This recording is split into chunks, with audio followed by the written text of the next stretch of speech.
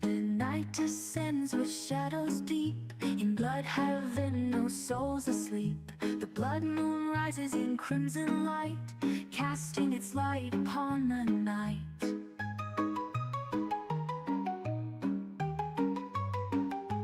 Winds howl through the hollow trees, a whispering chant carried on the breeze. Under the blood moon, in Bloodhaven skies, darkness awakens and the dead arise. Wolves in the distance, the witch's song. In Bloodhaven streets the night belongs.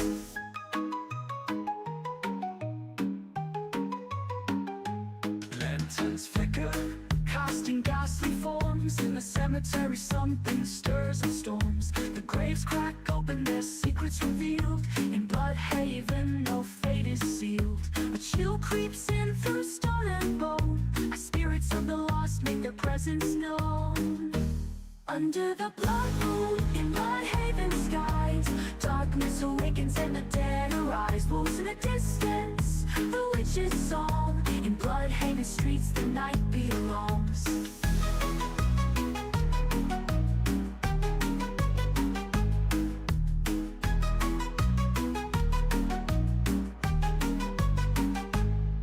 Through cobble streets, footsteps fade, ghostly hands reach from the grave. No mercy here in the blood moon's glow. Bloodhaven's light is all you'll know.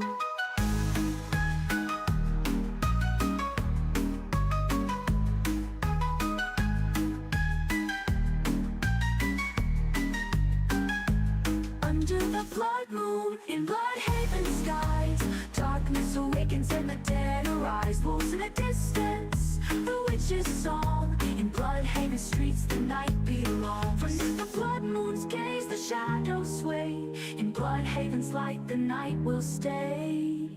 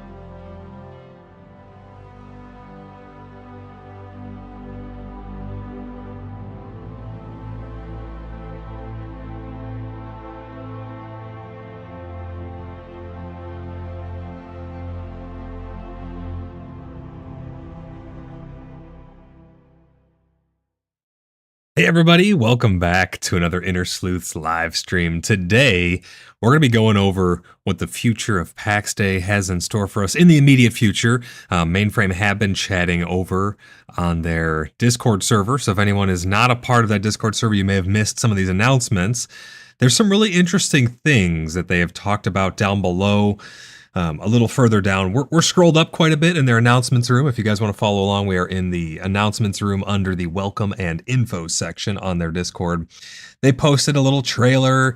They said some nice words here and there, but down below is where the really juicy bits are, and that's where we're going to have the majority of our conversation. This is going to be a little bit of theory craft. It's going to be a little bit of analysis of what's going on with the game and what the future might hold for PAX Day. But I also want to hear from you guys. I want to hear how your experience has been so far in PAX Day. I want to know if you guys are having fun. I want to know how you feel about the direction that the game is going, how the development has been unfolding, so to speak. So I definitely want to hear from you guys. But before we get into all of that today, I want to let you all know that the Order of the Blood Brothers, as always, is recruiting. We're one of the largest, most well-established role-play communities and clans in PAX Day. We run the Fellowship of the Free Cities. We have the Order of the Blood Brothers. We have various different alliances. There is a plethora of backstories and rich, rich lore that we have come up with over the years that we we're painting our own existence into PAX Day.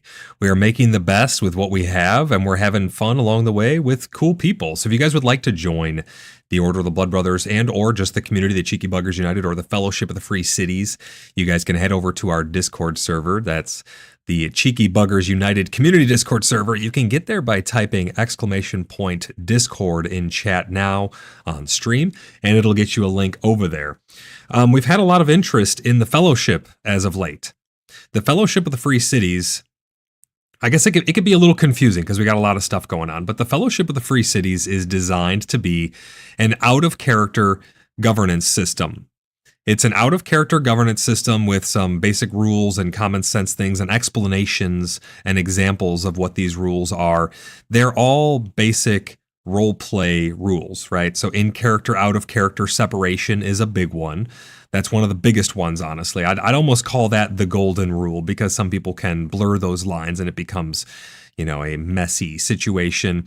But I've had some people message me asking, they want to join the Fellowship and they want to be mercenaries and things like that for us. I think people are getting confused and thinking that the Fellowship is an in-character alliance. So the Fellowship of the Free Cities and the Bastion Concord, for example, those are two separate things. The Fellowship is a role-play initiative of friendly communities.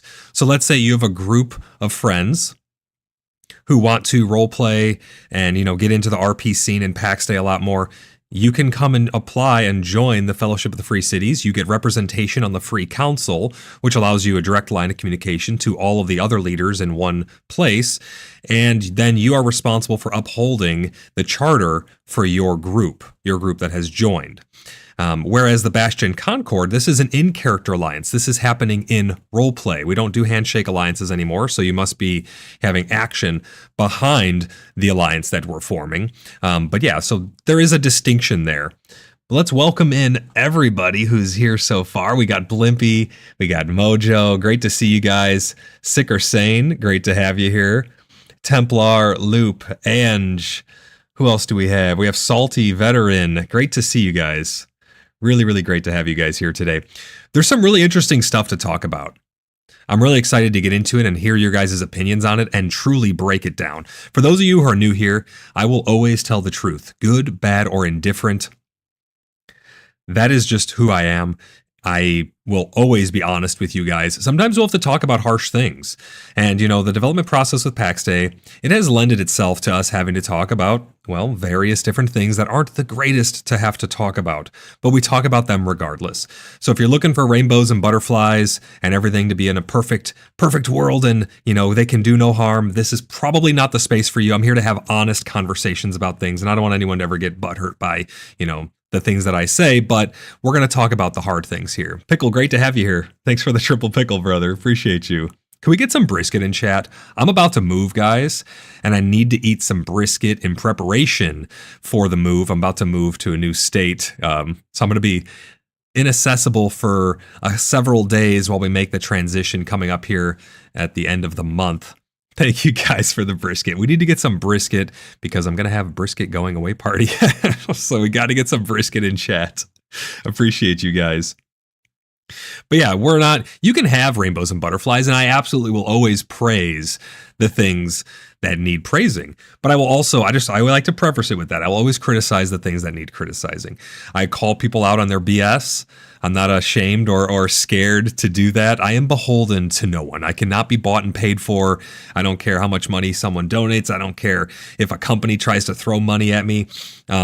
It's not going to happen. I'm always going to stay true to my values. I like to consider myself a moral extremist. I always try to do the right thing no matter what. And to me, the right thing in this situation is to be honest with everyone. It's why when I do my gameplay streams, I try to make sure that every single person can see what the game has to offer as it is. I don't try to sell you a game. I have referral codes and stuff, sure, but I'm not here to try and sell you anything. If you don't think that PAX Day or any of the other games that I cover are for you, then hey, they're not for you. And there's no hard feelings there. I want people to be well informed so they can make the educated decision if a game is for them. But we will definitely, Blimpy, we will have those, we'll get those rainbows and butterflies whenever we have the opportunity to, right? But for anyone new here, please don't be shy. Hop right in chat. Let me know what you guys think about any of the things that are in these topics as long as you're acting in good faith. That's the only sticky point, right? You just have to be acting in good faith, but we can absolutely talk about the bad things. If you guys are looking to join the Order of the Blood Brothers, we have a lot of applications that are coming through. The website is absolutely bogged down, and bear in mind, the website will be going down for a short while as I make the transition because all this stuff is self-hosted. But yeah, so if you guys are looking to join the Order of the Blood Brothers, keep in mind that there is a long list of applications, of pending applications. We're doing our best to work through those pending applications, but we do try to get to them in the order that they were received. So if you put your application in today, there's like 20 or 25 people who are ahead of you on the application process. So it does take a couple days to work through these things. So bear with us on that. But we'd love to have you. You guys can go to www.cheekybugger.net or type !website in chat right now, and you'll get a link over to our website where you can fill out your very own application. We do have an application process for the fellowship as well. It's a little bit different, but it's mostly about getting you familiar with the space and understanding what the fellowship is and all the responsibilities that come along with it. But it really is a great initiative, though. GPS, great to have you in chat. Cad, great to see you, brother. We got some new faces here. I'm really looking forward to chatting with you guys. But if you guys have anything to say or chime in about as we talk about the news and happenings in and around PAX Day, please do not be shy. I love to chat with you guys. It's the reason I do these live. I love to chat with you guys live about all of the changes and the things that are happening and maybe the little whispers that happen, which is what a lot of this stuff is. Everything that you're seeing here today, this is on their Discord. This is not yet on the website. I don't know if it will ever be on the website. But there's quite a bit of info down below. Some speculative things. So I'm grateful for all the new people who are here. If you guys are not yet subscribed, please consider clicking that subscribe button. You see we have a 2,000 subscriber goal in the top left. We've been flying towards it as of late. Tons and tons of new subscribers. Really great to have you guys here. But when we get to the 2,000 mark, we'll probably, I'm not going to promise anything on it yet, but last time when we reached our last milestone of 1,000 subscribers, we did a 24-hour subathon. And it was a lot of fun. We played all kinds of different little goofy games and stuff. It was great. Craig says, worth the process and wait. I appreciate that, man. Thank you so much. I'm definitely not going to do a 48-hour stream unless I sleep in between. That's not going to happen. YouTube only keeps, I think, 12 hours.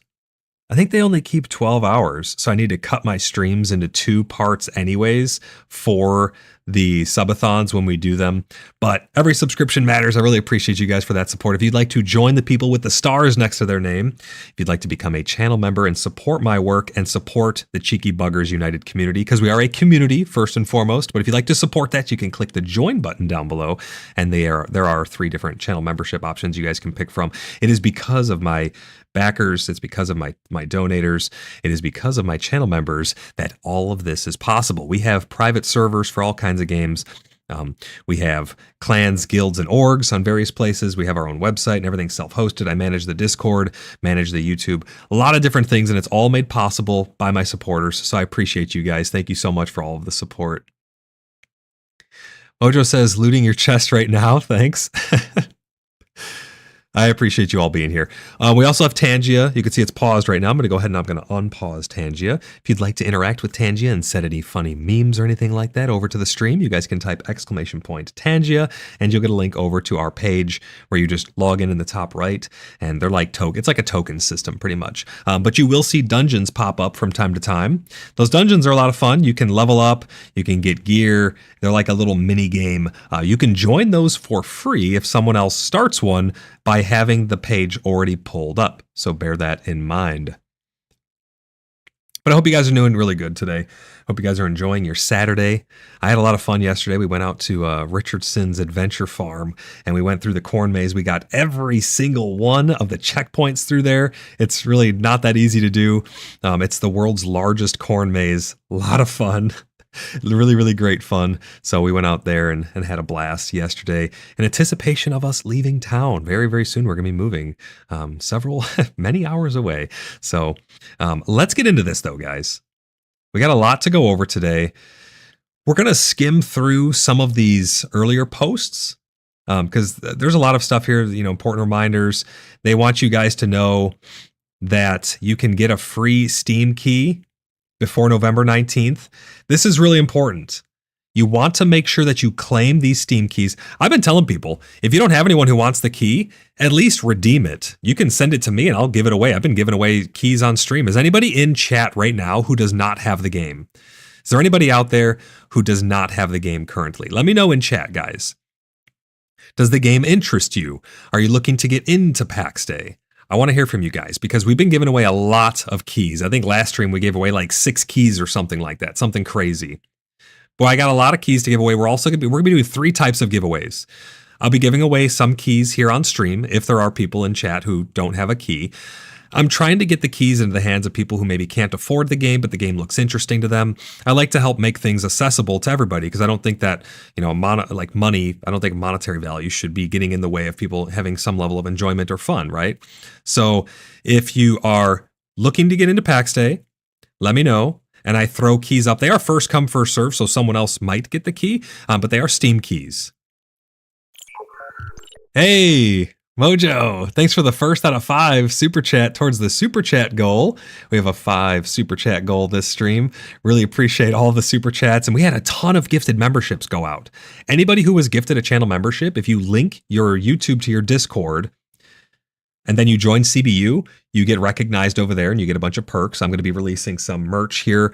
It may be before or after I move. I'm not positive, but I do have some merch that we're going to be selling. I have these awesome The Order of the Blood Brothers emblems that have magnets on them that we're going to be selling. So you'll get discounts on those for being channel members. But a ton of channel memberships went out as gifts. So thank you guys for that. Mojo says, thanks for the upgrades. Mojo, I'm glad to have you back, man. I'm really, really glad to have you back. I hope you had a good trip and look forward to playing with you, buddy. Blimpy says I shouldn't be spending on the game, but I am anyway because it's fun. Are you talking about like the subscriptions? Yeah, the subscriptions have been a touchy thing with a lot of people, but the good news is that you don't actually require a subscription. But all of this is to say that on November 16th, founders will no longer be able to claim their free key, their free Steam key. That's where a lot of these have come from, the keys that I give away. So I appreciate you guys for giving me those keys to give away. But we have 3 types of giveaways here. Ones that I give away live on stream, ones that we give away over on the Discord to members over there, random members. And we also will be giving away founders packages. At the end of the month, we'll do a drawing, and anybody who has commented on any of my videos throughout the month of October, could be any upload, could be a short, could be a podcast episode, could be a video, could be a live stream that turns into a video, any of those things. If you leave a comment, every comment you leave will get you 1 entry. And you can get only 1 entry per upload, but you can get multiple entries if you go to different videos. So like if you leave 5 comments on this one stream after it becomes a video, you get only 1 entry, even though you left 5 comments. So go to all the different videos, leave a comment on all of them, and we'll be doing a random drawing sometime next month. We'll draw for a founders package. We have masters packages, which give you a bunch of perks and things like that and cosmetics that go along with it. Blimpy says building and having your own space is a huge part of the draw for me, so I need a sub. Yeah, absolutely. I completely understand that.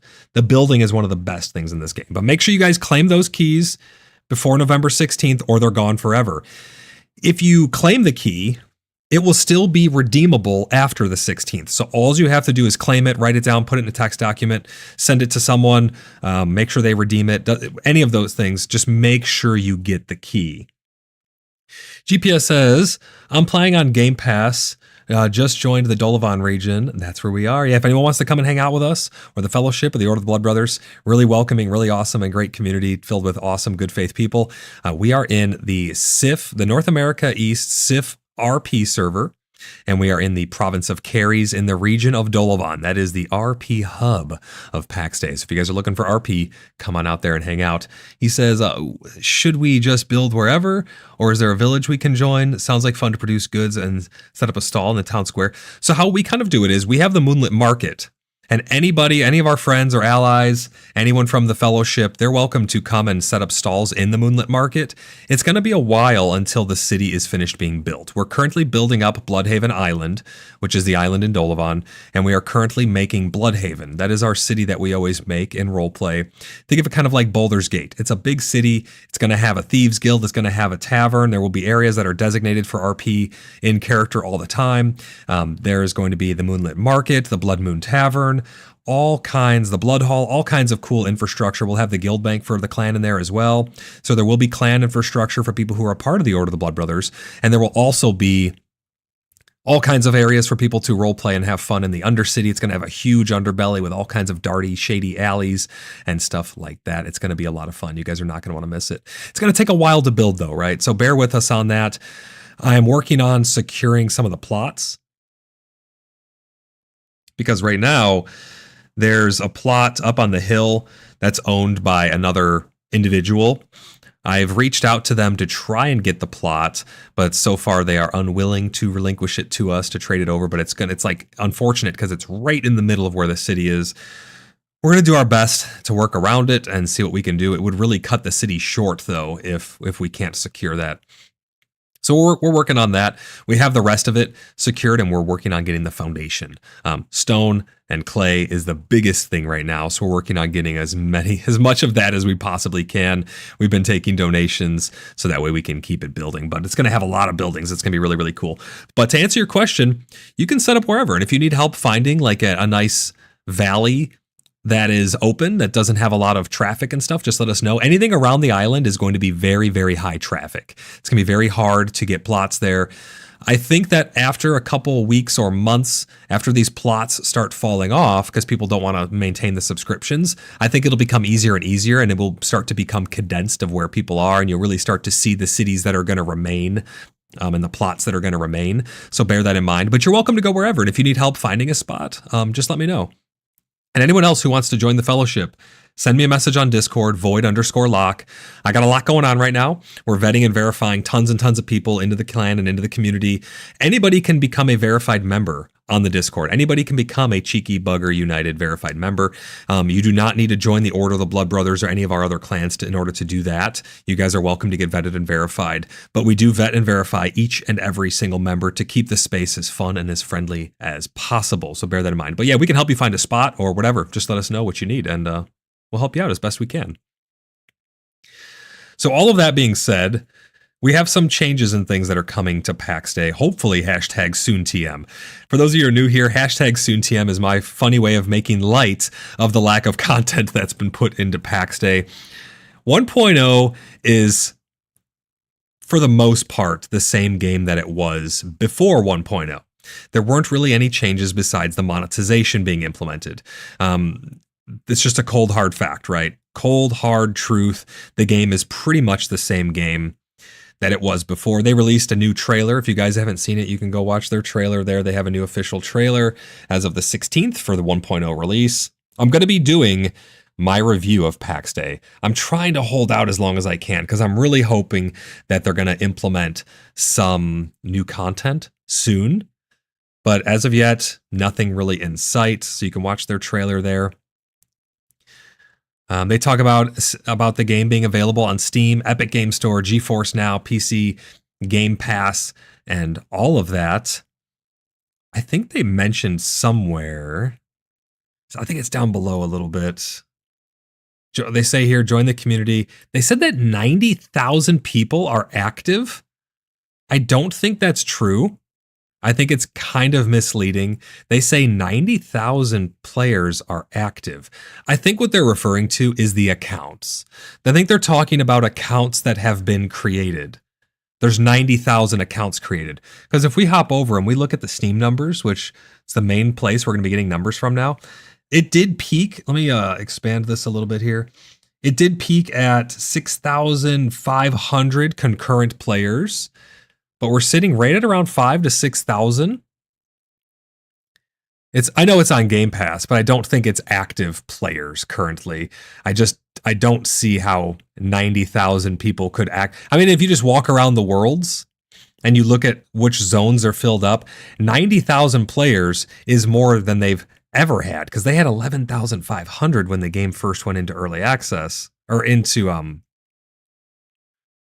alpha, right? When it first showed up. No, I think this was early access. 11,500 was their peak. I'm not like, saying that they don't have that many accounts, but I really don't think there's 90,000 active people playing. I could be wrong. I mean, maybe they were right, but let's see what they have to say about it. They talk about it a little bit here. So they say join the community. PAX Day is a game built around people, which is absolutely true. You're not going to want to go alone in this game. Also, Jessica, welcome into the stream. Great to have you here. You're not going to want to go alone in this game. Some people have been doing it, but it's pretty gruelingly difficult. You're going to want to join a community, join a space, get active with a group. It's really a social game is really what it is. And I think that's one of its strongest suits, to be honest. They say whether you're looking for a clan, guides, or simply a place to share your adventures, we invite you to join us on Discord. Come say hello, find allies, and share your stories. Now, for the new people here, this may sound a little harsh, and you may not know where we're coming from if you're not a part of the official Discord. They say you'll find a welcoming community right here on our official Discord server. That could not be further from the truth. And hear me out on this. I'm not just being negative. I get messages from people all the time. They're like, oh, Void, you're so negative. You're so negative. How can you be so negative about the game? Give them a break. Give them a break. We've been here for years at this point, right? We've been following the development consistently since alpha, since the alphas. We've been here. And even honestly talking about stuff before then, right? Really. But their community is filled with a lot of toxicity.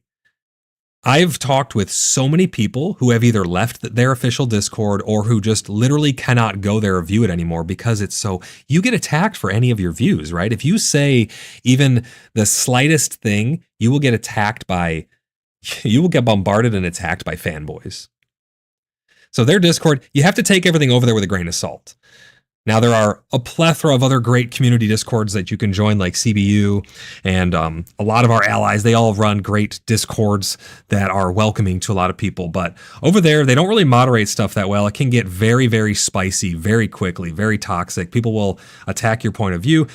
In the official feedback room, I've seen people's feedback be deleted because it was just deemed, quote, too negative.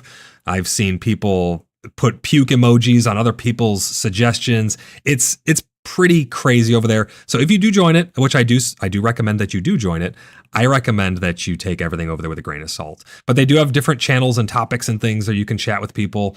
I use it pretty much for the clan recruitment and for the fellowship recruitment. That's what I use it for over there, and to give feedback from time to time. But again, I mean, you'll give feedback and you'll get hate mail. It's crazy. It's crazy. They need to like moderate that a little bit better to make sure that everyone's kind of keeping that stuff in check. Let's see, what else do they say here? While the game contains some tutorials, they're talking about, finding community resources and stuff. They do have a community resource section. It is nice to get behind the scenes. Yeah, Blimpy says I only look at the announcement section there. Exactly. I mean, that's what a lot of people use it for, right? They use it for exactly what I'm doing right now, and that's looking at the announcements. So, on their website, playpaxday.com, they don't normally put all of these posts, which is unfortunate because not everyone uses the Discord. And I think that it'd be great if they put all of their news and updates and posts and behind the scenes things over onto the website as well to let people know, to keep more people informed. But they do talk about their website there. LX1MN says, the way you talk is like reading a long research paper. It's like rerun sentences meant to require for the required word counts. I can stop my listening for 5 to 8 minutes and you'll still be talking about the same topic. Some things I like to repeat for emphasis. Maybe it's a quirk of mine. I have no idea, but I like to make sure that people understand my point because it's very easy to misconstrue something that is said. So like I'm about to do right now, I'm going to repeat myself that I do it for emphasis. I make sure that people understand my point of view and to really drive that home. And sometimes, it's kind of a natural flow of conversation is to stall while I'm seeing what's coming next. I also glance over and read chat. I don't think a lot of people understand fully that it's not that easy to do these things live, right? I'm keeping up with your chat as best I can. I'm reading super chats. I am monitoring Discord for any messages that people from the stream will send me with behind the scenes info or any updates that they have on current information, while also reading through their posts and trying to make it all flow very well. So if it bothers you, sorry, it's just how I do it. I don't mean for it to be run on sentences or anything like that, but I try to make sure that people understand where I'm coming from on something. I'm not going for word count or anything like that, though. But I appreciate your opinion, and I respect that. If it's not for you, it's not for you. We have right here their roadmap. Now, this is what concerns a lot of people right here. LX1MN says, doesn't bother me, just stating it. It's actually interesting. I watch freaking reviews on YouTube. I don't even buy the stuff that he does reviews that are non-biased. He just doesn't care if you buy it. He just talks about honest reviews on things. And it's like the most random products. It's a really great channel. If you haven't seen it, you should check it out. It's almost therapeutic. People say the same thing about him, how he will repeat himself. I don't know if it's like a habit of his. Maybe it's just a habit of mine. I don't know. Loop says, you're doing a great job, Void. To me, you speak perfectly, so I can really get it. I appreciate that, Loop. Yeah, and I don't think LX1MN was. I felt that it was in good faith what he was saying. All right, so this right here is what concerns a lot of people. We have not gotten too many big updates throughout this. Proving Grounds overhauled the combat a little bit. Market Square gave us stalls where we can sell stuff. And then we had Path of the Adventure, which overhauled the combat and all of our combat further, and all of our items got completely overhauled several times. The icons changed in there. Raiders of Lioness introduced one enchantment and an overhaul to the Zone of Lioness and 2 new resources to harvest there. Other than that, not too much. People feel like these updates are very light. They're very, very light. And even going all the way back to when the game first came out to now, there's not too much of a difference there. But we did hit 1.0, and this is what's in the future now. Blimpy says, I just listen and chop. Void is definitely therapeutic and soothing. I appreciate that. Thank you, Blimpy. I'm glad you think so. Right here is where it starts to get concerning. Mainframe have stated on their Discord, and we've talked about this on previous episodes here on the channel. They have stated that there is not really any new PvE content in the works. We don't have any PvE systems that are currently being worked on for the foreseeable future. We're not getting a lot of the features that we have wanted for a long time and that have been dangled as the carrot on the stick for quite some time now. Here is what the future holds, and we did a whole episode on this, so I'm not going to go too in depth on it, but we talked about what these feudal alliances and feudal shrines are going to look like. Before the end of the year, we will be getting feudal shrines. Now, what I think these are going to be is a system where you can pledge to one of these shrines and make your clan into a house. They talked about clans being able to be formed into houses, which will then open them up for various different interactions of PvP. This is why one of our episodes was completely dedicated to talking about the end game of PAX Day and how I believe that it is going to be PvP. They've stated that they want PAX Day to be an extraction style medieval game. Imagine a extraction shooter. You load in, you go in, you push your luck, you go to the risk reward area, you get the material, you either push further and risk it all, or you pull out with what you have. That's what the future of PAX Day really is focusing around from everything that we can see. Watson, thank you for the quad brisket. I appreciate you. I'm going to go get a nice big juicy brisket from Costco, and I'm going to cook a brisket before I leave town. But I appreciate that. Thank you, Watson. Great to have you here, man. So that's Feudal Shrines. That's coming with verse 5. We're currently still in verse 4, which is why this is episode 4, I believe, of verse 4. I believe we're still in episode 4 of verse 4. I'm not exactly positive. Yes, we are. It's the season 4, episode 4 of PaxCast. So we're still technically in verse 4. Verse 5 is going to bring the Feudal Shrines. We don't know when that's going to be, but supposedly it's coming before 2026. Then we're going to get with verse 6, the feudal alliances. Now, these are where it's going to get very interesting. This is going to, again, lean into the whole PvP side of things. So for us RPers, for us PvEers, it's not the most exciting stuff, but this is really just solidifying the whole PvP aspect of the endgame. The feudal alliances are going to allow you to pledge or form these alliances with other houses. Again, this is what Mainframe have stated, that you will be able to form an alliance with the other houses, and then if they go to war, you go to war. If they get attacked, you get attacked. It opens you up for PvP and a lot of other areas. So this is what's concerning to a lot of people, because this is the foreseeable roadmap, right? But let's see what else they have in store for us. They talk about building and testing and reporting stuff, yada, yada, yada, all kinds of stuff there.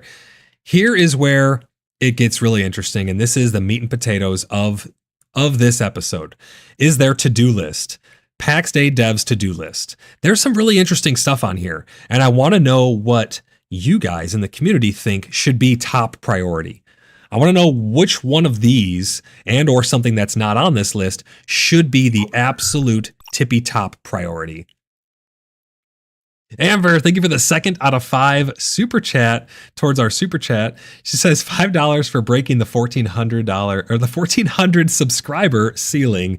Yeah, we're actually above that. We're actually at like 1,420, 25, something like that. That subscriber sub goal thing kind of lags behind a little bit. Let me see if I can refresh it and see. There it is, 1,430. We're at 1,430. It lags behind. It's not always in perfect synchronization for some reason, but we are flying up towards the 2,000 mark, guys. So everyone who's not subscribed, click that subscribe button so you never miss an upload. But here's the meat and potatoes. We're going to get right into this stuff. They say, hello, Paxians. We've shared our to-do list a few times already, but with the recent influx of new players and plenty of fresh feedback and suggestions, it's time for an update. So they have shared it like not in their official announcements. They've talked about it just in random chat rooms and stuff. And that's kind of one of the problems, right? They'll put stuff in general or in PAX Day chat, and it will just get washed away. And you have to search and try to find and dig through walls and walls and walls of text to find these things. So right here, before we dive in, a quick reminder, we can't share ETAs for a few important reasons. They talk about not being able to share their progress, really, or their time frames on these things becoming playable, which I don't know. I think that that's kind of a mistake, in my opinion. I think that it's the exact opposite of what they claim right here, but let's talk about it here. So they say priority shift. That's one of the reasons why they can't give ETAs. Sometimes feedback or urgent issues force us to adjust our focus. I don't think there's anything wrong with that. I don't think anybody blames a developer for priority shifts. Star Citizen does it all the time, and I know there's always going to be people who are upset with that, but Star Citizen does it in a great way. They talk about their goals and aspirations and things that they realistically think are achievable. And then they let you know if something happens along the way to prevent that, right? So if they're working on bringing mounts into the game and they run into an issue with animation or some bug or something with the engine that's limiting them, or those are called blockers to Star Citizen. It's what's blocking it from being released. Blockers are things that absolutely must be resolved in order for that feature to come out. Not just small little hiccups or bugs like, they held on to us sitting in chairs for the longest time and doing animations and things while you're sitting in chairs because they just didn't feel like it was good enough. That to me is a little silly, especially when the game was in early access. Now they have a test realm for it. They have Arcadia, I believe it's called, and they're pushing things to there like a couple weeks before it goes live, before the masses get it. But I think that it's okay to tell us an ETA on something and then also shift priorities. I don't think there's a problem with that. But every developer is going to do it different, right? So I'm not going to beat them up for that. Development can be unpredictable. I don't think anyone questions that either. I think that's obvious, right? Adding new features often reveals extra challenges that take time to solve. Those are called blockers. That's what's blocking you from releasing it. But the one that is intriguing the most is right here. We'd rather be transparent. To me, withholding an ETA when you obviously have an idea of when something's going to be releasing, they do kind of rush things, I think. I think 1.0 itself was rushed. Let me know what you guys think about that in chat. Do you think that 1.0 was rushed? A lot of people, I would say the vast majority of individuals that I talk to, even the diehard fans, they all think that PAX Day was rushed out the door for some reason. Could have been about money, could have been about a number of different things. It's kind of irrelevant, but it was rushed out the door, I feel. But they say that they want to be transparent. Announcing an ETA and then missing it causes more frustration than not giving one at all. I disagree, but that's my personal opinion. I want to know how you guys feel about that. Do you feel that telling us, hey guys, we're working on fishing. These are the features that we have for fishing that are done, that are ready to go. We're trying to polish the animations. Let us know what you guys think about these animations.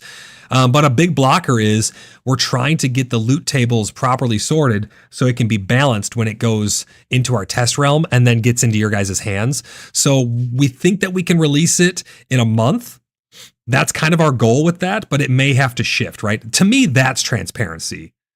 I think that that is honest transparency in my honest opinion, because you're being completely open about it. We have a couple chats coming in here. Carla says, absolutely released too early. Carla, great to have you here on stream. Great to hear from you as well. I definitely agree with you there. Loop says, I'd rather they do it right than something unfinished, than throw something unfinished into the game. And some people are in that boat. But I think back when it was an early access, we were kind of at least a lot of us were the opposite of that. We kind of would rather get it into our hands so we can give more feedback. Star Citizen, I pull from Star Citizen and World of Warcraft and other games that I play, Ashes of Creation, because we pull things from our experiences, right? So I like the way that they do it though. They're open about it. They let you know, and they say that if they hold on to things too long, it stops everything else downstream and just really bogs up the highway of development, right? So if they can get it into our hands sooner, we can get the issues to them sooner, and then they can work on them. Blimpy says rushed. Yes, so he agrees that it's rushed. SMK, how's it going? Welcome to the stream. He says, do you think it will get better now that some cash has come in? I don't know, because they had a lot of money. They had a lot of funding to begin with. They had Riot Games, Andreessen Horowitz, some say Microsoft. They had a lot of funding. They had millions of dollars. I know it takes millions to produce these games. MMOs are not cheap to make, but we have seen other teams that are tiny, actual tiny teams, single developers even, put a lot of content into their games way faster and on a bigger scale than it seems like Mainframe's over 80 development team has done. Now, they did fire a third of their staff a little while ago. They downsized quite a bit, and that was concerning for people also, because there's a lot of companies who are upscaling. They're always opening new studios and hiring new people as opposed to firing a third of their staff. Some people think that they were trimming the fat. We did whole episodes on that if you guys want my thoughts on those things. But hopefully, SMK, to answer your question, the answer would be hopefully. Hopefully we start to get some faster content now that they're starting to get some money. That's what a lot of people are thinking. They're like, hey, I'm going to back the project. I'm going to get 4 plots, and I'm going to give them some money for a couple months to see how it goes. Pixel Wizard, great to have you on stream. He says, I'm a founder and I do love this game. I love this game also. And I think that's where a lot of the criticisms come from, is we want it to be everything that it could possibly be. Pixel Wizard goes on to say, but it's not a good look to have this list of basic things, and with no ETA, that should have been in game for 1.0. Absolutely, I 100% agree, and I think a lot of people do as well. I talk to a ton of people. Here on stream, I get random people who find the channel and they want to chat about things live and in the open. People in my community, people outside of my community, people in different communities. I chat with hundreds of individuals around the game. I mean, we're one of the biggest clans. We have 300 and almost 30 registered members now at this point. GPS, thank you for the subscription. I appreciate that. Guys, click that subscribe button if you're not subscribed, if you like what you're hearing, if you like what you see. This is an open platform, by the way. New people are joining. We got a ton of new people funneling into the stream. As long as you're chatting in good faith, I want to hear from you guys. I want your opinions on these things. We'll do polls from time to time as well. But this is really an open platform for us to have open discussion. Good, bad, or indifferent, we're going to be honest here for sure. But I agree, Pixel. I think a lot of these things are very basic that we should have already had. I could not imagine releasing a game without basic permissions and things like that. But they say that they want it to be transparent with this. I don't know. Let me know what you guys think. Is this true transparency? SMK says, I play Star Citizen in 7 Days to Die. New to this game. Got it on Game Pass and got 1 plot sub. It's been really fun so far. The early game is really, really great. There's a ton of exciting and new things. But after you start to be in the world for, a couple months, it starts to really set in the lack of content that there is. SMK goes on to say, hope some people feel the same and momentum moves forward. I think it absolutely will.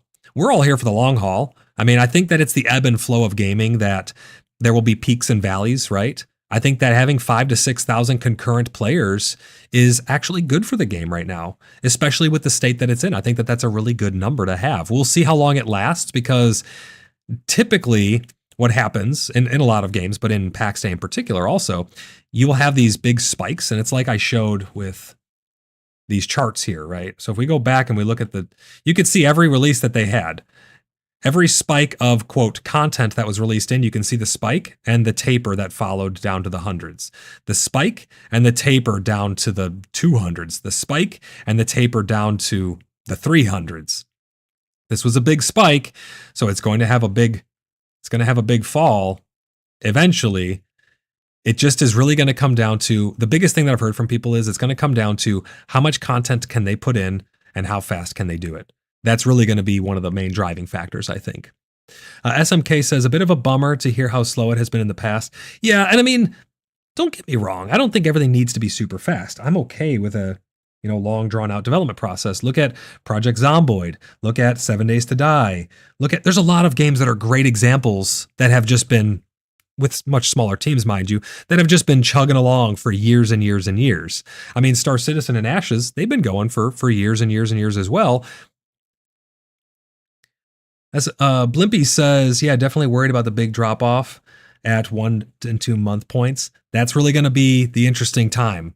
It's going to be an interesting time to see. It's going to be the wake-up call, right? How many people got in for free on the Game Pass? How many people are maintaining their subscriptions? It's going to be super, super interesting to see those numbers. I'm hopeful for it. I'm rooting for PAX Day. Don't get me wrong. I love this game. I would love for this game to be able to be everyone's forever game. But people get kind of upset when you have to criticize things. So, don't send me hate mail. If you're looking for rainbows and butterflies and you just want all good news and you don't want to talk about the things that are honest, there are places for it. There are some shills out there who are happy to chat with you about those things, but I'm here to talk real. So they say they want to be transparent. We know the when matters, and we'd rather keep expectations realistic than overpromising. I think there's a balance in there somewhere, though. I think you can not make a promise, but let us know what you think is realistic, right? I don't think that that's that big of a deal. You can just let us know next month we're hoping to put fishing in. We don't know if we'll reach that. If it keeps going how it's going, we'll make it. But if there's a blocker, we won't. I think that that's completely understandable. But it's up to them, right? It's their project. They're going to do what they want to do. SMK says, sounds like if they can push small content updates every 2 months, they might be able to keep numbers up. The problem with that is there's a lot of stuff that we need to get in the game that should have already been in the game. And that's what some people were saying up above. As we read through some of these things, a lot of these things should have already been done. I like that Star Citizen moved to monthly patches. It has been really great. Yes, I agree 100%. Star Citizen's cadence has been exceptional. I mean, and they are going full steam ahead. We're getting a new star system next month. It looks like crafting and base building are just around the corner. Some huge, huge milestones. Really, really interesting stuff. So let's see. Also, this list below primarily covers quality of life features mentioned in the recent feedback thread.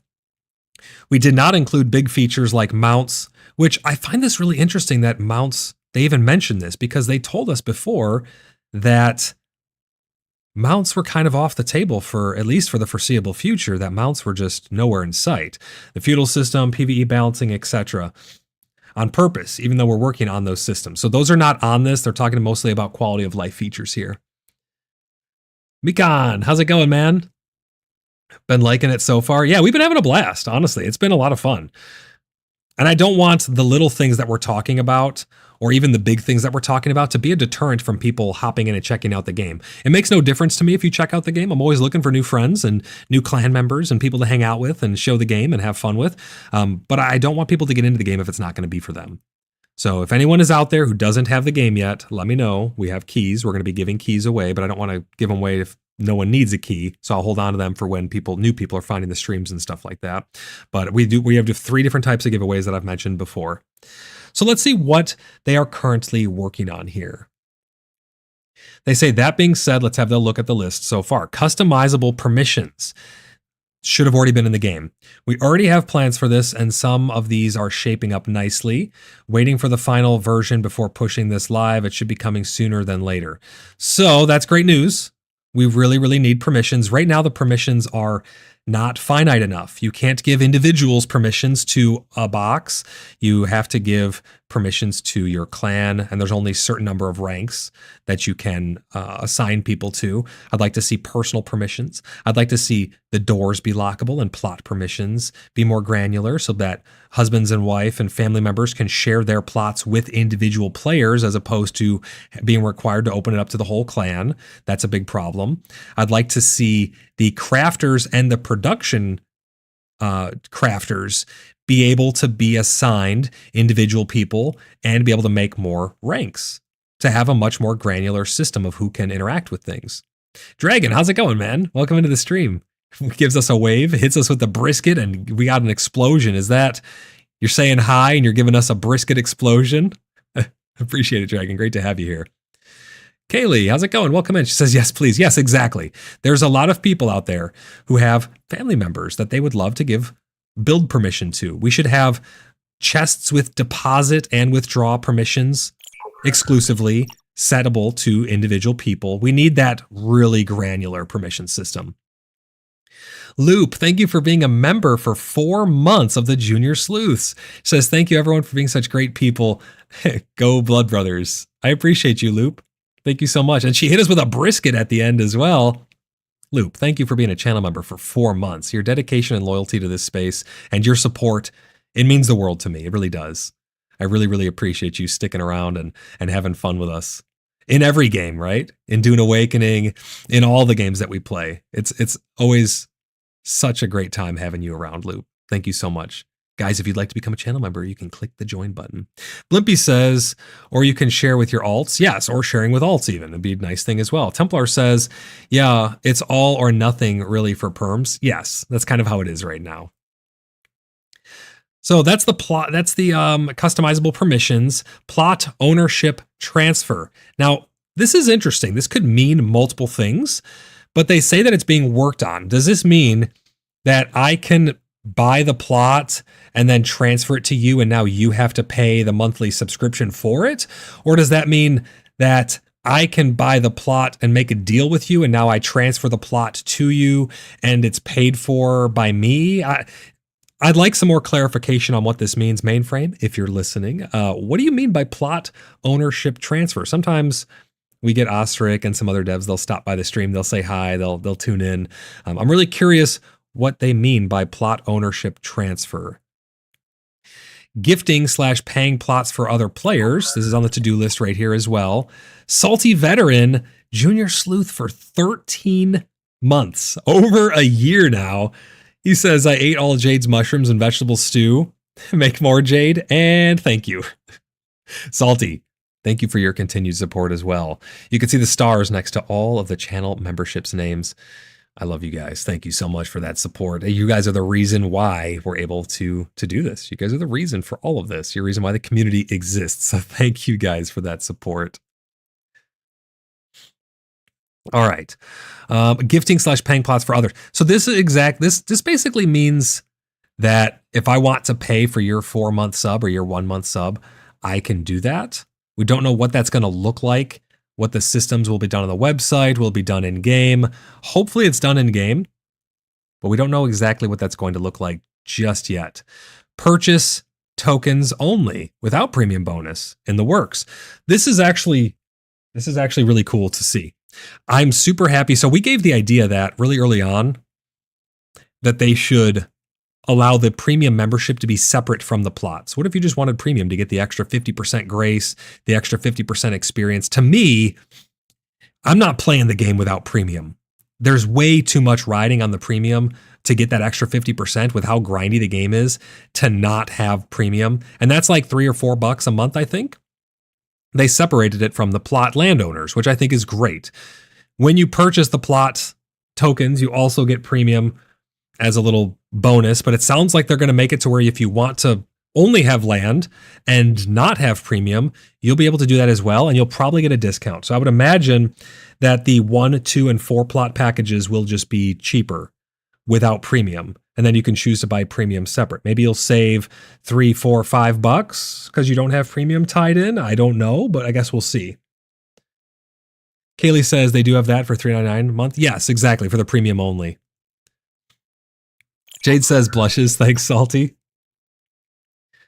Little Sweet Killer, Ange, member of the Sleuth Squad, our top tier channel members for 13 months. Says shout out to Void for giving all the community, or giving us all a community to call home. Ange, thank you so much. It's been great having you around. You have just been such a big help in the community. Ange has been vetting and verifying people. She's been upkeeping the website. She has been helping with so much behind the scenes that no one really knows. So we need to get some briskets in chat for Ange as well. Ange deserves some brisket. Ange, thank you for all of your hard work and dedication to not just the Order of the Blood Brothers, but to the entire Cheeky Buggers community and to the Inner Sleuths YouTube channel. Thank you for being a moderator and helping us keep everything clean and fun and friendly and engaging for every single person. And thank you so much for being a Sleuth Squad member for 13 months. 13 months. That's crazy. Tumblr says the only token would be nice if you want to keep your home, but you're not going to replay for like a month or two. That's a good point, actually. Or if you've already maxed everything out. What if you don't need the grace anymore because you're not buying any more grace currently because you have 10,000 and you don't need the experience because you've maxed out all the things you wanted to max out, so you can save a little bit of money and just maintain. That is one of my biggest gripes with the way that they have their subscription, right? Because in World, and I get it's just a part of the game, but in World of Warcraft, you pay your subscription to get access, and then you have everything at your disposal.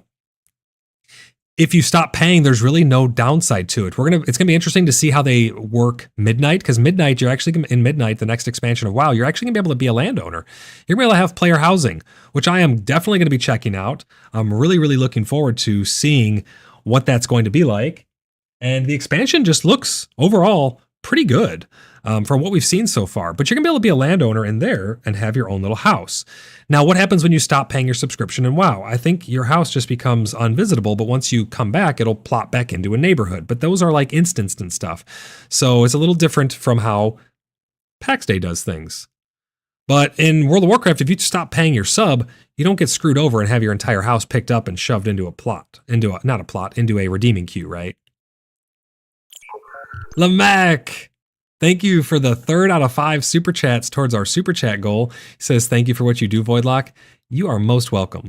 Thank you for what you do. Thank you for being a channel member again and supporting this space so that we can have these open dialogue discussions, so we can have all the private servers and the infrastructure that we need for the clan. Thank you for being a supporter. Thank you for the super chat. Really, truly appreciate you guys. I cannot express that enough. You guys are the best. In PAX Day, though, if you stop paying your subscription, your plot gets deleted. All of your stuff gets deleted and shoved into a redeeming queue for you to pull it out. So it's kind of like, if you build a big city, you have to maintain it. You have to keep consistently paying, even during the lows in content, which can be a downside to a lot of people. Blimpy says, Sir Winston is napping. His brother Wick is being needy right now. Oh, your cats. Nice. Thrunai says, hopefully that all means we'll be able to have more than 4 plots.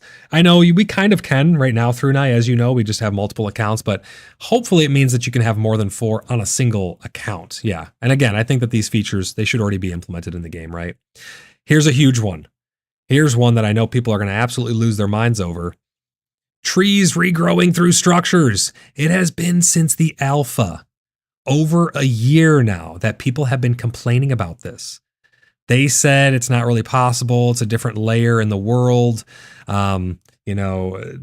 It's not top of their priority list. Just build around the trees. We don't want all the trees to disappear in the world, so we have to leave them.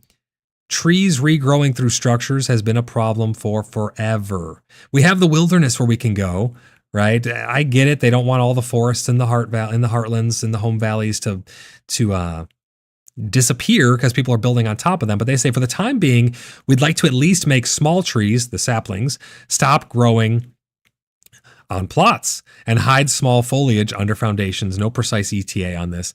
I hope this comes sooner rather than later, because right now even we're building the city around these things. And you have to, right? You have no choice. You have to build around them and incorporate them. I think a much better approach to this would be allow people to plant trees, allow gardening, get that horticulture in here where we can replant trees ourselves and bring the world to life with orchards and stuff, as opposed to, well, we don't want all the trees to disappear, so you have to build your plots around them. Because the home valleys, they shrunk. There's more of them, but they shrunk, and they're becoming very populated. The issue is there's only so many areas that don't have a million tiny saplings or forests coming through. So you really are limited on the good areas to build in the home valleys. It's kind of a problem. I'm really looking forward to this. Mainframe, let's get this in sooner rather than later, please. Please, please, please, let's get this in sooner rather than later. Because especially with people building up their plots right now, I don't want people to have to rebuild their plots or restructure them just because the trees now are no longer coming through. Pixel Wizard says the game should have designed from the beginning to not have the tree foundation problem, in my opinion. Absolutely, and that's what we were trying to tell them back in the alphas, back in early access. They should have been able to find a way to fix that way, way, way back then. But they were working on, other stuff, it seems. Kaylee says, it is horrible. I would rather them fix placement with us trying to fit rectangles into squares than leave the holes in your space. It sucks. They do address that actually down below, I think, right here. Oh yeah, right here. Plots in the hole, or plot and the hole in the middle. This is a huge one because we were just about to have to shift all of the city plots right now because we have the hole in the middle. Whenever you join 4 plots, if you don't stagger the plots enough, like split the gap like dominoes, so to speak, you'll get that diamond, that square, that little piece in the middle that's unbuildable, unclaimable, wasted space, ruins the middle of your city. They say they know that this is annoying and will fix it at some point. However, it's not a trivial fix. So it's not an easy thing for them to fix, but it is on their radar. I think that this needs to get fixed ASAP because it's absolute nightmare to shift your plots around while having to deal with those holes, especially for bigger builds. I found it kind of ironic. I'm going to scroll up a bit here. I found it kind of ironic. Is it not in this room? I don't think it's in this room. Oh, let's talk about this too. They show someone sitting and fishing here. They show someone on a mount back here. Yet I feel like some of their adverts are a little misleading, right? If I can't fish and I can't ride a mount, why do we have those there? Anyways, I digress. I think it's in this other room here, community news. Let me see. Yeah, I find it kind of interesting. They're paying people $300 to build a village, which to me, that's kind of cringe. Like have some in-game reward or something. Why are you just paying people money to play your game? So they're going to pay $600 a month to maintain this city and you're going to give them $300. I don't know. It's just weird, right? It's just kind of weird. But I digress. They're paying people $300 to build a city when there's all these holes in the middle of them. It makes it so hard to build. It's just one of my biggest pet peeves because the last Bloodhaven was over 100 plots and it was a nightmare to get it all placed together. What else do they have here? Moving placed structures like chests. This will be a huge quality of life. I'm looking forward to that being a thing because they'd like to add this feature, but we can't promise when it'll be available. It's always #SoonTM. I should have put a marker up for #SoonTMs. I don't know how many we'd be at right now, but it's always #SoonTM with Mainframe, right? We never get a set date. Hell, we didn't even know the game was going to release till like 2 weeks before, whereas updates for other games, they'll tell you months in advance. This is our goal. We're going to aim for, 2 months from now or a month from now, we're aiming for this to be really, and it's like Mainframe's, hey, 2 weeks we're releasing the game to, it's like, what? It seems like everything is kind of rushed and they're not very good at time management, I think. But so we don't know when this is going to be added either. But I think that this will be a huge quality of life feature because imagine you have a chest that's filled with stuff. And maybe you pick it up and you move super slow and you're encumbered and you can't jump and you have a lot of restrictions, but now you can move the chest without having to empty it out because it's kind of annoying to empty the chests out over and over again. It'd be nice to be able to move them, but it's probably going to be kind of a difficult thing because what happens if you move a chest from your plot to someone else's plot? I think that it would have to update the permissions now and the owner of that plot would now have access to your chest. I would think that would be how it would have to work. What else do we have here? Allowing plots to be placed over roads. By avoiding blocking other players. We've already discussed this for some time and we'd like to do it. We don't know yet when we'll have the chance to do this. I don't remember reading that one. I glanced over this just so I had an idea of what was going on. That's really surprising. What do you guys think? Do you think it's a good idea or a bad idea to let people build over the roads? I think that that'd be interesting, but if everybody's doing it, the roads are going to look like Swiss cheese. That would be a problem, honestly. I don't know how they would balance that. As with a lot of things, I always say there is that very, very fine line of too much control, too little control. There's a fine line with all of this stuff. Loop says close to the roads, but not on them. No. I think it'd be cool, Templar says, but it's just going to turn out bad. I agree. I think, this is probably why we can't have nice things. People will block off roads. They made the valleys more expansive going through certain valleys that connect other places because people were blocking them off. And they didn't want that to happen. They did say building over the roads. So maybe you'd be able to put kind of like a gatehouse going over it or something. Yeah, Dragon says initially bad, but would they make them put gates? I don't know. It says over the roads, so not on the road, right? I would imagine it allows you to put like a bridge or something over it. I don't know.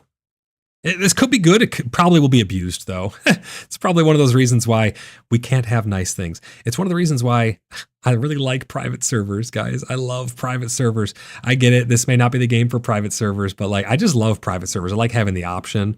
I don't really see a downside to having an option of private servers. But if you had a private server, you could allow people to do this stuff, and you could just have server rules against it. And if someone breaks the rules, you moderate and regulate that stuff. But it might be a case of this is why we can't have nice things.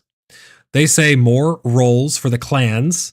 These are in the pipeline. So this hopefully would mean customizable roles. I'd like to be able to rename all of the titles and ranks and stuff in the in-game structure, like in WoW or many other MMOs, where you can add a role in new blood. This is the temporary role when new people join. They don't have access to do a lot of stuff until they show that they're not going to be trolls and stuff like that.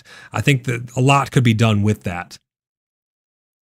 Pixel says, how can players build an entire city without building their own roads? They talked a long time ago, Pixel. It's actually interesting you bring that up.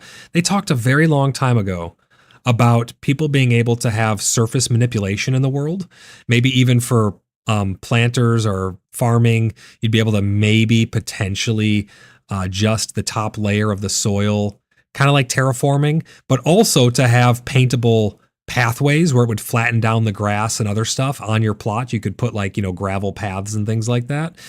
I think that would be pretty cool to let people do that if they wanted to put down some roads. I think that would be pretty cool. You could go and maybe tie right up into, if your plot touches the road, tie right into the road, have a little diversion that comes over into your city. It'd be kind of neat. Blimpy says some people would do cool builds over roads. Others would abuse it for sure. I say nope. And it really comes down to, it's a fine line, right? Could go both ways. Jessica says, who actually asked, hey, can we build over the roads? I don't know who actually asked it, but a lot of people used to do it back in the alphas and stuff. There were some cool builds done because of it. But I don't know if it's worth the headache that it would probably cause. Jessica goes on to say, I think building roads is something I remember being asked for, but not building on roads. Yes, people wanted to really be able to place their own roads and things like that. And I think that eventually, #NotSoonTM, we might get that. So more clan roles. I think that goes along with permissions and plot ownership and stuff like that. Hopefully we get all of that stuff one fell swoop. Dueling. This is a big one. All right. We want to be able to build an arena and have, during our events, blood sport. We can have duels and things like that. I think those would be tons and tons of fun. And it would also be useful for the non-role players to be able to practice fighting and see, hey, let's do a duel and see how this shapes up compared to that build, or how this hurts, compared to wearing this armor, and how these potions and food, how everything works out in PvP. Because if they're wanting it to be a PvP game, which that's what it's looking like the end game is going to be, then they're going to need to give us dueling.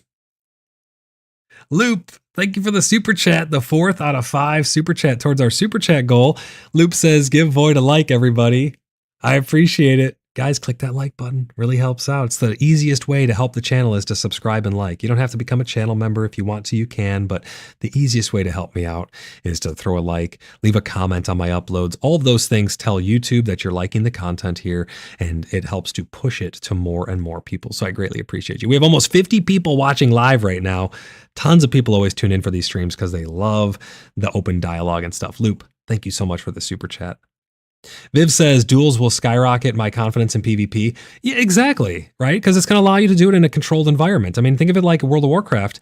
You can go into, before you go into the rated battlegrounds where all the stuff is very, very meaningful and impactful on your rating and your score and things like that, you can go and test it out in the regular random battlegrounds. You can duel people. You can go into these environments and allow you to become more comfortable with them in kind of like a training environment.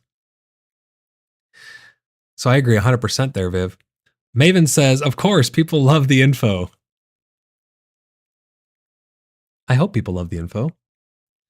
Dueling. So yeah, dueling, man. Hopefully we get that. It's on the to-do list. We don't know when. Hashtag soon TM, hopefully. Updates to the crafting. So there was several people who have reported issues to me. Kaylee, I think, was mentioning that there was some issues with the cooking. Some of the recipes and some of the craftings, they still have pitfalls. I thought we ironed out most of these. I do alchemy. I chop wood. I make charcoal. I mine resources and I distribute things and I make potions. That's the extent of my crafting. I do carpentry as well, so I can build nice things for the city and whatnot. But I've heard from several people through different various professions that baking, yes, Kaylee says baking is horrible, that there's issues with a lot of these where there's big pitfalls and inconsistencies in them. I know it's not the most straightforward in terms of what you need to touch in order to learn the recipes and stuff. So some of the things can be a little confusing. I think they addressed the bees being too loud at one point, Craig. I think they did mention that. Maven says they still have opportunities for sure. You mean like opportunities for like improvement in the crafting and stuff? And I think that those can be worked through with a community. You know, with enough, if you throw enough materials and time and effort at something, you can overcome those humps. But I do think they need to be ironed out so that the vast majority of people can enjoy them a little more. Viv says, I've heard some things about some things are rough to work with. Yes, there's just some pitfalls in the crafting. I don't think that it's like the end of the world. Does it make the game unplayable? No, absolutely not. I think that, you know, it's still very playable because of those things, but there are definitely pitfalls. Maven says, luckily the bees are being tested as quieter on Arcadia. I find that very interesting that simply lowering the volume for bees needs to be tested on Arcadia, but I'm also on the other side, I'm happy that they're using Arcadia, that they're actually going on there and testing stuff. Maven says, correct, to refine the crafting with the XP curve, learning recipes as they go. Yeah, I think that stuff needs to be polished because that's people's first experience, right? That's like one of their first experiences in the world is going to be getting into these different various crafting things. Blimpy says, I'm not liking that building loom that unlocks after tailoring 20 needs leather string. That is difficulty 31 as one example. Yeah, that to me, that's kind of restrictive. I don't know if there's a reason why it would be that way, but if you need to get to tailoring 20 and you need to have the loom, but the loom is only makeable by a leather working level 31 consistently, that's kind of a problem. Maven says, I suspect it's getting tossed in as part of an update bundle. Yes, absolutely. And that's why I think they're probably, but that's why I'm saying that I'm happy they're using Arcadia, but I would imagine so. Yeah, they're not just going to release, hey, we lowered the volume by 10% for bees or whatever. So yeah, I mean, it makes sense. I would have hoped it would be a hotfix, but glad it's at least on the way. Yeah, I mean, that's a good point, actually. A hotfix would have been nice for it. Just hotfix the bees 25%, 50% quieter. Maybe their noise only activates on an interval. Every couple minutes, they'll, you know, make a buzz noise or something. Templar says, yeah, I had the issue yesterday, Blimpy. Oh, with the crafting. I'm going to grab a quick drink of water here. Just got to stay hydrated.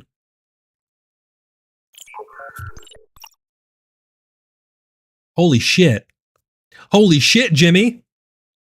Jimmy's in the house. Jimmy, thank you for helping us reach our super chat goal and absolutely obliterate it.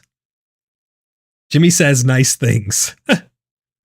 Jimmy, thank you for the massive super chat. Holy crap. Wow.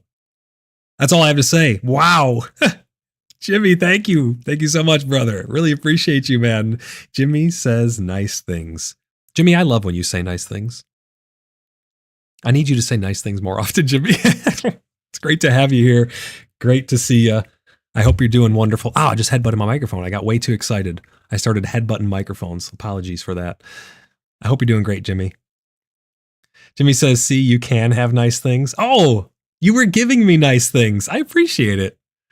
I like having nice things. And I like other people not ruining nice things. I appreciate you, Jimmy. Thank you so much. Did you hear me headbutt the microphone, Maven?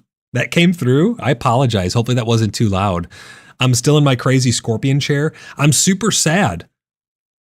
One of my community members, I don't know if they want to be named or not, but one of my community members, awesome person. Thank you so much. They gave me this crazy scorpion chair. The thing is like brand new. It's beautiful. And I'm going to be super sad when I'm not going to be able to sit in it anymore because I'm going to be going into my trailer for the foreseeable future while we work out other stuff after our move. But that's why we got a travel trailer, right? It's because we've always wanted to move to a different state, and now it's becoming a reality, guys. So brisket in the chat for me moving to one of our, well, hopefully our forever home. I guess we'll find out, right?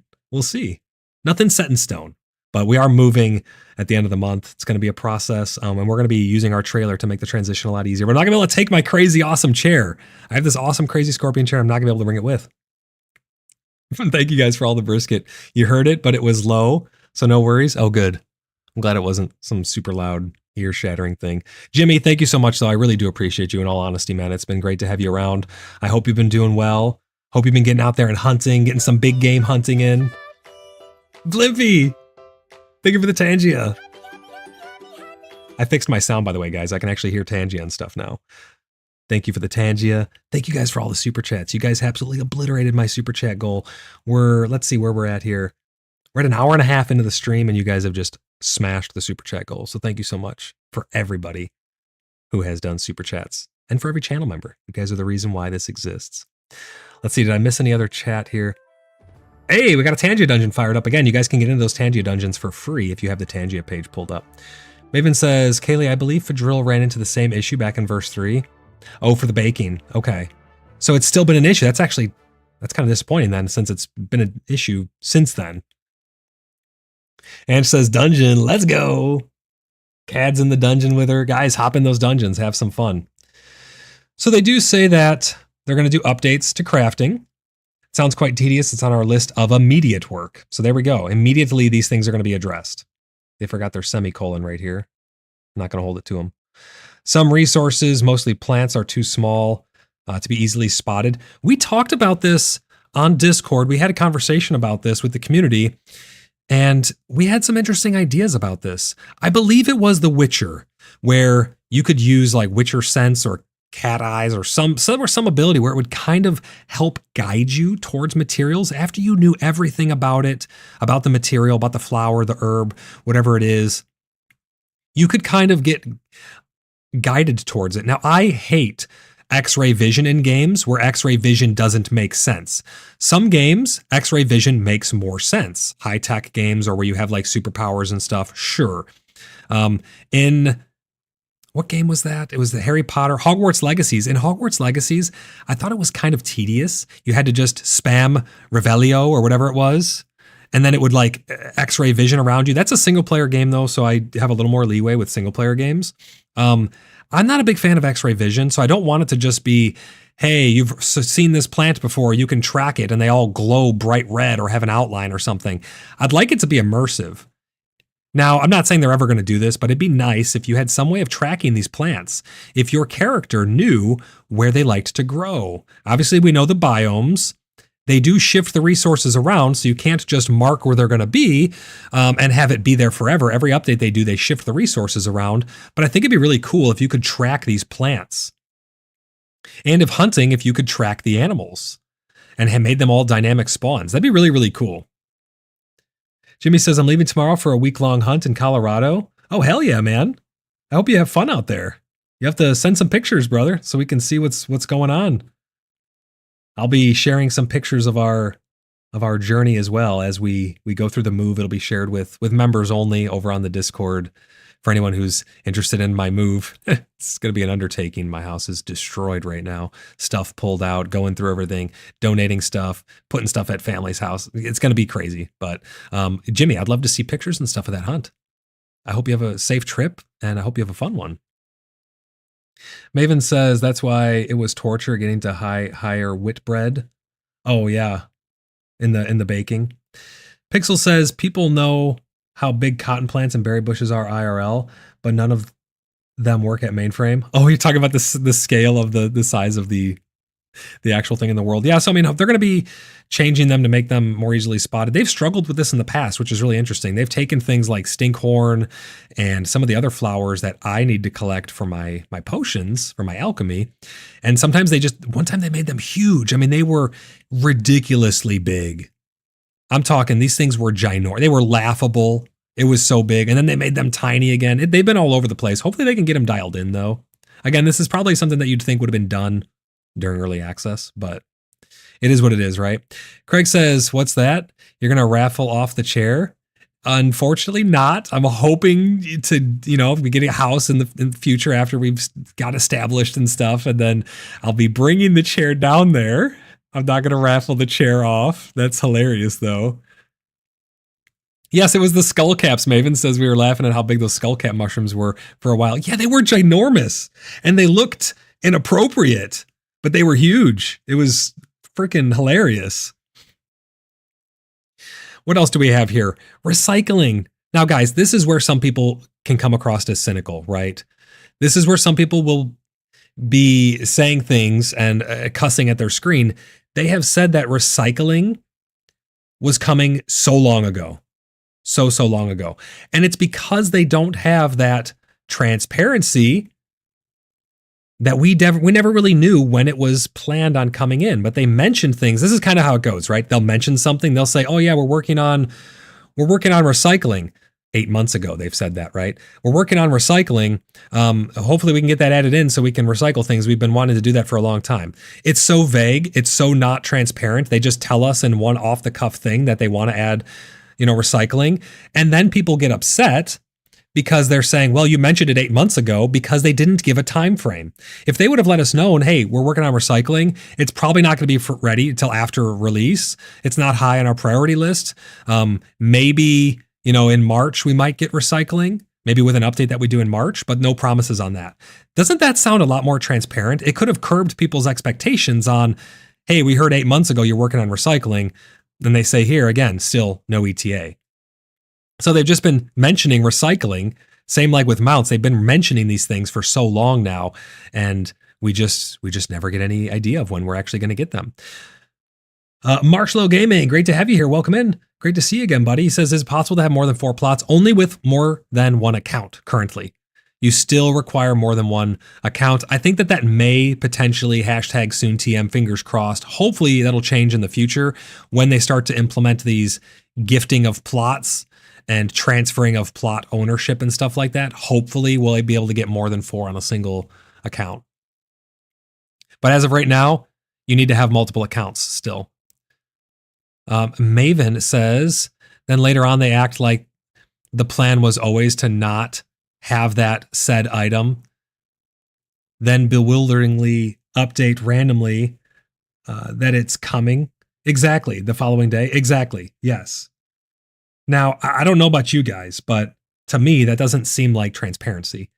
That seems like very knee-jerk reactions of telling people what they want to hear and then not giving any ETA and having a carrot on a stick for a long time. Now, again, I'm just being realistic, right?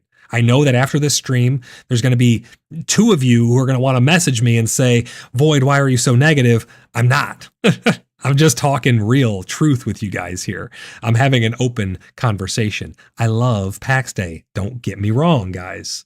I don't need those 2 messages. The 2 people out there who are thinking about messaging me and being like, Void, you're so negative. Just save it. I don't want to hear it. Just save it. Pigro says you can buy extra plots. I don't think you can place them down, though. You can have extra tokens. You can only have 4, though. Blimpy says, Void, why are you so honest? Because it's my integrity. I have to. I owe it to you guys to be honest. I will never compromise on that, Blimpy. But Pigro, I don't think you can place down more than 4 plots. You can have tons of tokens, I think, but you can't actually place more than 4, from my understanding. I have not tested it myself, so if you were able to, please let me know. Let me know if you were able to. Also, Pigro, welcome into the stream. It's great to see you, buddy. Great to have you here. So recycling, it's on the list. #NotSoSoonTM. I don't know. Buy and sell orders. They've been talking about this for a while now. They say we have designs for this already. We will work on this when we can. The buy orders are a big feature and will be one of the important items in the future content update. I don't think that should be like a big update on its own. I think it would be missing the mark. They've kind of done this with their previous updates. They'll be like, here's this massive update, and it's got like one big feature, like you're getting a market stall, right? Now I get it. Those are big features that are important, but they're not like massive features. And when they make an entire update about it and start a new verse because they gave us one item in game to make in the market as a market stall or something, it's kind of silly in my opinion. But they're saying that buy and sell orders are going to be some massive new feature, and it's probably going to start its own new verse or something. I guess we'll see. I think that is very, very important that we get these. I think they should have already been in the game. I mean, it's an auction house of sorts, right? It's being able to have buy and like work orders for people. Pgro says, I haven't tried it, but now I'm curious. I'm pretty sure Pgro, you can quote me on it if you want, because I'm not saying I know verifiably for sure. But from my understanding and from what I've heard from people is you can have more than 4 tokens. You just can't place more than 4 plots. You only have 4 slots for them. So you can't actually place more than that, unfortunately. Buy and sell orders, those are going to be big. Let's see, stacks. Stack sizes are too small. They'll be a part of an upcoming crafting adjustment. So it sounds like the next thing that we may get is a crafting rebalance. I would not expect getting any new content added in with that in terms of new materials or anything, but it sounds like we're going to be getting a 1.0 release balance patch. That's what I think is going to happen. They said this may be part of a crafting adjustment. Yeah, so it's going to be an update probably where they're balancing that stuff. Inventory and chest sorting and transfer.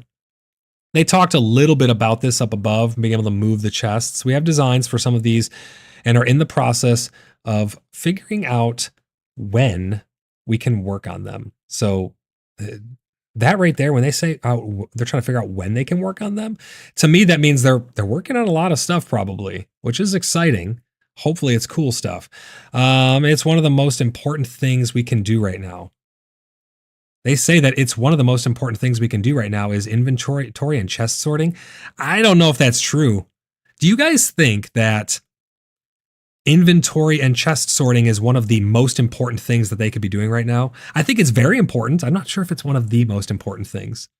Marshall Gaming says, not sure if that counts, but I just placed my 4 plots plus 1 extra plot. I guess you can place more than 4 plots. So it did let you? It let you place a 5th plot down? Really? Fadril, how's it going, man? He says, hello, Inner Sleuths and fellow Blood Brothers. Great to have you here, Fadril. Hope you're having a great day. Hope you're enjoying your Saturday. Maven says, I would watch the patch notes for Arcadia. I really think they're running all of their updates through that. Yes, absolutely. I think they're definitely... And, I think that the final patch notes are obviously going to look different than the ones that are on Arcadia, but I do think that is a good point, is to watch there. Watson says, sounds like new inventory icons. Oh no, we don't need new icons again. Please no. Blimpy says permissions, fixing the empty plot holes, and the trees through the builds are all more important than inventory management.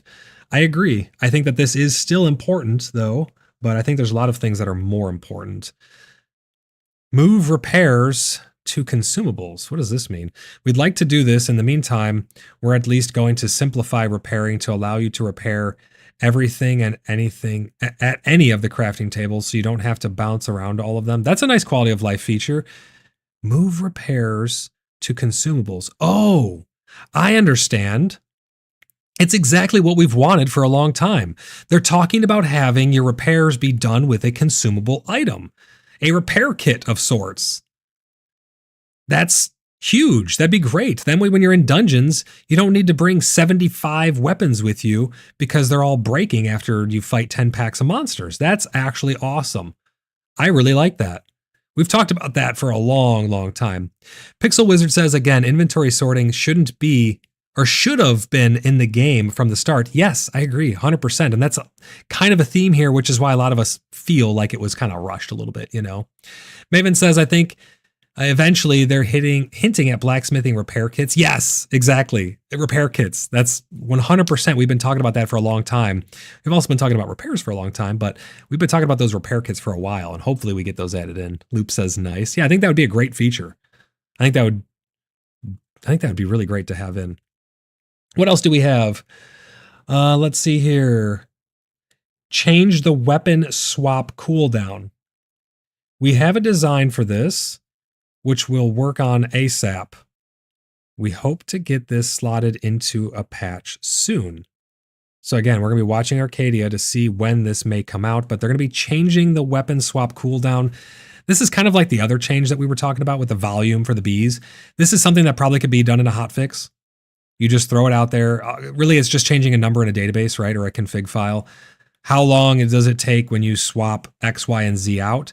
10, 15, 20, 30 seconds, a minute. I don't know. It's just changing a number. I wouldn't think that that would be that big of a deal to push into hotfix, but happy to hear that they're going to be balancing that. I haven't really had too much of an issue with the weapon swap cooldowns. I don't know if they mean they're trying to make it slower, like faster or longer cooldown. I'm not positive, but it hasn't been too much of an issue, to be honest. You wait your 15, 20 seconds, whatever it is, and then you can do your spell. I do think it's kind of goofy that you can still swap your gear, cast your spell, and then immediately put your other gear back on. It's just it's a little weird and clunky. It wants to reward you for bringing other pieces of gear to a dungeon to be able to swap those around for out of combat recovery. There should be some way to tie it all together and bring it all home that feels a little better. But yeah, so the changing of the weapon swap cooldowns. Upgrade the bow. This is a big one. People have been asking for this for a long time. Right now, the bows are the bows are made exceedingly useless right now because yes, you can use them for hunting animals, but the staves do it better. You can one-shot things with the staves. You just shoot your little magic ball at them and kill, and that has no drop. It requires no skill shot. It's just super easy to aim, and you just blast a deer with that. You get your kill. You don't need to do hunting with the bow and arrow anymore.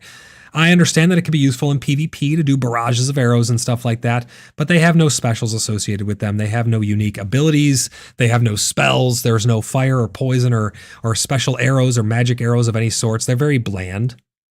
They're very, very, very bland. So I'm hoping that they can add a little something to the bows. They said add something to the bow skill that is difficult to level up. It's on the list. So I guess we'll see that hashtag in the future. John, thank you for the super chat. John says we'll have to start at the beginning. Oh, of the stream? Are you talking about the stream? Because you're just joining in now. I appreciate the super chat. Thank you so much for the support. Yeah, if you guys are joining in just now, we talked about a lot of really good stuff at the beginning. Go back and catch up on that and after this ends, and leave a comment and have a chance to win a Founders Pack at the end of the month or at the beginning of next month. I'm going to be moving right around that time, so it'll probably get pushed back a little bit, but I'll be doing a drawing. Don't you guys worry. Let's see. Pixel Wizard said archers need love too. Absolutely. 100%. There's a lot of people who want to be like Robin Hood and, fill that role and have some fun with that. Right now, the bows are kind of buggy. In dungeons, you shoot an arrow and it pulls a whole room of mobs. So we don't even use them in dungeons. They're kind of buggy and they're kind of like a secondary weapon, so to speak. But John, thank you for the super chat. I really appreciate you. Blimpy says, I like the bow fantasy, but yeah, it's weak. Absolutely. I agree. Let's see, what else do we have here? New weapons. Now, this is an interesting one because those of you who have been following the channel for a while now and or have been playing PAX Day for a while now, you know that we've lost a lot of weapons that were near and dear to our hearts. We lost the Zweihander. We lost the one-handed axes, which were my favorite. I love the idea of being a Viking with one-handed axes, dual wielding them. We lost several things throughout our time playing PAX Day. And it's great to see that maybe, just maybe, we might be getting some of that back. Elodie, thank you for the super chat. Thank you so much for the super chat. Elodie says, appreciate that you are so honest about your thoughts on the game. Nothing irritates me more than someone talks up a game without speaking about both the negative and positive points without bias. I appreciate that comment more than you could possibly know, Elodie. It is one of my core values is to do just that. I will never, ever shield. I don't care if they came to me and said, Voidlock, we will give you $1,000. We'll give you $5,000 if you just please shill for our game.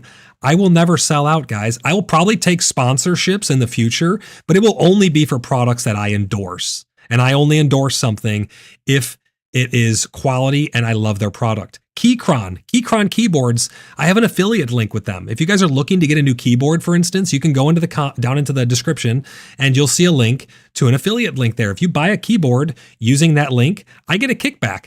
I love their keyboards. I talk about the good and bad about their keyboards. I love their software and stuff like that. And this is no different, right? Gaming for me is no different. I will never endorse something that I do not wholeheartedly like. And if they ever do something in the future that makes me want to pull the sponsorship, I absolutely will. But that comment made my day, Elodie. Thank you so much for bringing that up, because I'll get hate mail. People will message me. That's why I was saying, like, there'll be those 2 people who message me after stream saying, "Oh, Void, why were you saying that about PAX Day?" I'm just being honest. And these are just my opinions also, right? I have talked with a lot of people and gotten input from many, many people in the community about their points of view as well. So I do have a lot of experience with that, but I really, really appreciate that, Elodie. Thank you so much for the super chat, and thank you for your kind words. And thank everyone who's given super chats throughout this stream. John says, but watching people charging livestock with great swords is so good. Oh, you mean like running after the animals? It is kind of funny, isn't it? It was even funnier with the Zweihander because the thing was ginormous. Blippy says, I have noticed that a lot of content and media is extremely biased these days. So yeah, refreshing to have someone be able to see both sides. And that's my goal.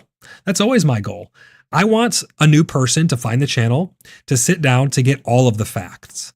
I hate when people find a shill and they're only getting the good side of it. And maybe there's a really bad detrimental thing that's keeping them from playing it that they'll never find out about because they were not given all the information. I want to talk about the good, the bad, and the indifferent, everything in between, while being honest. And, during early access, I would always say, hey, the game's early access, you just one pay in right now, they give it a little more leeway. I take the totality of the circumstances into account as well. But I appreciate your guys' kind words there. So new weapons, what are we getting? We're working on at least one new weapon type at the moment, and we'll add more in the future. So we've had multiple weapon types removed. I wonder if a new one might be one of those that were already in the game that we're getting back. Or is it a new one? Is it the crossbow? We had crossbow skill early on, and Mainframe removed the skill, saying it was too early for it. So while we never actually got a crossbow in game, maybe that we'll be getting crossbows now. Maybe will we have the Zweihander or the one-handed axes that we used to have? Will we be getting one of those returned to us? I'm not sure. We just don't know. But at least one new weapon type. So that means potentially multiples. I think a flail would be interesting. Imagine a flail similar to a mace and or the two-handed club, have something mixed in between there. I think one-handed axes making a return would be really cool. What weapons, and for those of you who have an extensive knowledge of real-world medieval stuff, Fadril, I'm looking at you. What weapons do you think would be really cool and would fit in with PAX Day? Now, we could talk about how those weapons might work. Maybe what their attack, their specials could be. Maybe the mace. Oh, the warhammers. I forgot about the warhammers. I love warhammers. They're so cool. Let me know what weapons you guys would like to see brought back in. Siege weapons, I think that's a little different than what they're talking about here. They did talk about siege weapons early on, though. It was part of their vision, was siege weapons and castle ratings and stuff like that. Now, we thought a lot of this stuff was going to be with 1.0. Obviously, we know that that's not the case right now, but Maven says, I miss Jeremy's Bone Breaker. Yes, that was so great to hit those dirty pigeons with it, slow them down in combat. That thing was awesome. I love that weapon. Crossbows, Maven says, one-handed axes. Yep. I want dual-wielding axes. Now, they did talk about this, Jade. So we'll talk a little bit about dual-wielding here. They did say that dual-wielding will probably not be a thing. If it ever was to be a thing, it would be one item that takes up both slots. That's kind of how they portrayed it. So it's not completely off the table, but imagine it kind of like you have dual wielding axes, but you equipped the one thing. Like you craft the dual wielding axes, you equipped the dual wielding axes, and it goes into both of your hands and it has its own. You'll not be able, they said almost positively that you will not be able to mix and match weapons. You won't be able to use a sword in one hand and an axe in another or anything like that, unless it's its own completely crafted thing, like a dual wield sword axe combo. That would have to be a thing added in, right? So bear that in mind. Fadril says crossbow, 1- and 2-handed warhammer, pole axes and pikes. Yeah, we kind of have pikes maybe. I don't know. You'd know a little more about the actual terminology of the weapons, but we have the long spears that are 2-handed, but pikes, and I didn't even think of pole axes. That would be really cool. Have it have like a really far range, but yeah, warhammers are some of my favorite. Flails and warhammers, I just find those really, really cool.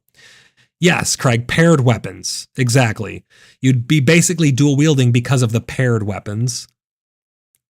That would be really, really nice. Pixel says, personally, I'd love for offhand weapon abilities to have, so we can have better shields and dual wielding daggers. Ooh, daggers. If we were ever to get dual wielding of paired weapons, quote, I think that it would come in the first iteration as daggers. That would be like a guess. I would guess that. Fadril says spears, not pikes. Yeah. I think most people probably don't know. Explain the difference to us on that, Fadril. I think most people are probably just ignorant to the difference between those two things. We just see long, pointy, stabby thing, and most people probably just call it a spear or whatever. Explain a little of the. I'd love to hear more of the. Fadril, for everyone out there who doesn't know, Fadril has an extensive knowledge of this stuff. He's a knight in real life, which I think is freaking awesome. Goes to all kinds of reenactments and stuff. Legit knight. Really, really cool. But for drill, tell us a little about the difference between those things. Blimpy says mounted combat needs poleaxes and jousting. Oh my gosh, man. Oh my gosh, if we get jousting, I've been saying that for a long time. I would love to make a jousting arena and be able, at the Festival of Realms, imagine duels, jousting, scavenger hunts, mazes, bobbing for apples. I want all of these things. I want to be able to live and immerse myself in the world of PAX Day. Jousting would be amazing. And not just jousting where you're knocking someone off the mount.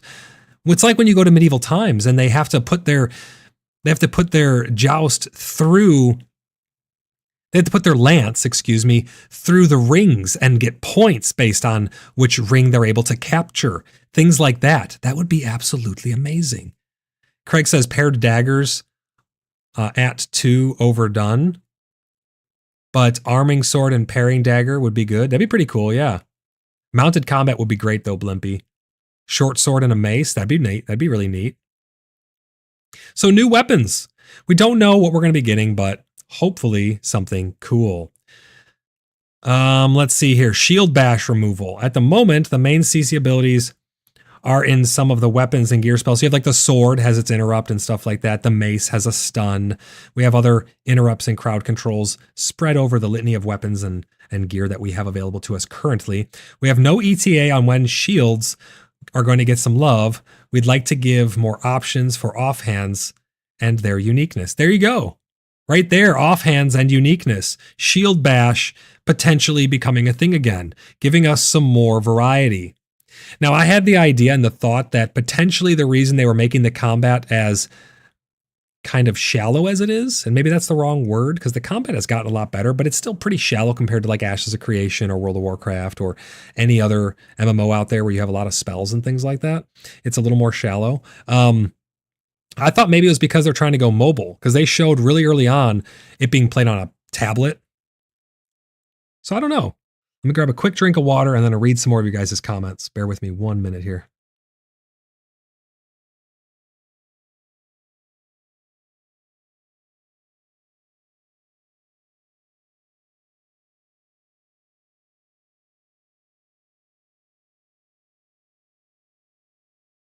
And then we're going to have to get through the rest of these notes here, give our final thoughts, and then I'm going to have to go get some food. I have not eaten yet today. I'm starting to get a little McShaky from low calorie intake. Fadril says, dual wielding is overglorified by movies and was not prevalent until the Renaissance and fencing eras. It's quite fantasy, but would still fit in gaming. And that kind of makes sense, right? I mean, a shield is just unfathomably useful So dual wielding, I would imagine, not so much. Probably more like Viking themed type deal, more like Berserker, but it does fit in with the gaming theme. And you know what? I've said this before and I'll always say it again. Not everything needs to be, and I think Fadril, you'd probably agree with this as well. Not everything needs to be perfectly historically accurate because we're playing a video game and we need to do certain things in a game that is fun, not just historically accurate, you know? So I'm okay with them adding in things just for fantasy and for fun as well, while keeping the same overall feel. Craig says, oh, crossbows. And what is that? How do you pronounce that? Pavis? Flippy says, someone DoorDash Void some brisket. I would be forever grateful if someone DoorDashed me brisket. That would be amazing. Virgil says, I'm still 100% on board with dual wielding. Yeah, I think it'd be really cool, man. That'd be really, really awesome. Dude, if I could get some brisket DoorDashed with a smoothie and some brisket. Oh my gosh, I'm so hungry. Pavice, gotcha. Okay. I have no idea what that is. I have no idea. Now I'm just thinking about brisket and smoothies. Wands would be interesting. I don't know how much into the magic they're going to be leaning. We do have like some magic coming in with the healing, which is really cool to see. Re-add the map legend. They had to remove the map legend. It was not localized and currently working on the back end as soon as possible. In the meantime, we can find all maps and legends. So we do have maps posted and pinned in certain places, but they got rid of the legend. The legends weren't like all that useful or required anyway, so it's not too bad. Fidril says it's a shield that protects archers. Yeah. And archers, I think, were a lot more dangerous and threatening and prevalent than they are in game right now, because archery is just kind of, well, it's just kind of crap, honestly. I know people like it, and they're going to hate that I said that, but we got another Tangia dungeon fired up. Thank you guys for all the Tangias and all the super chats. I appreciate you. So they're going to be re-adding in the map legend, but that's what they're working on. That's their to-do list. We know the roadmap now. It's PvP stuff. We're really kind of sad about that. I'm hoping that they can get the PvP fleshed out. They can get all that done. They can get it out of their systems. Ange just splashed us with Tangia. Thank you. That means I have to hydrate again. 1 second.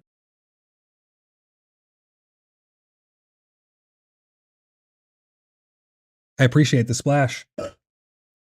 That's going to be a big dungeon. You guys got like 4 or 5 people in there? It's tiny on my... Oh, 4 people looks like. Good luck in that dungeon, guys.